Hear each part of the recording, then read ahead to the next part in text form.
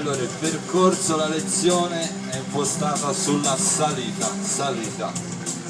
Per chi comincia da poco o non ha mai pedalato, gestire praticamente le salite, lavorare sulla resistenza è più facile che lavori in velocità.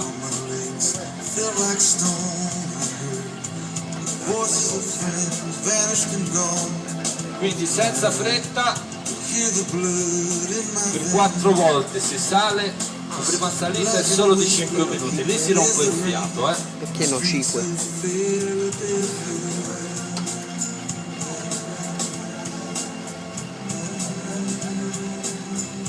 Ho dormito 3 ore e mezza, si può anche pedalare per 50 minuti, va?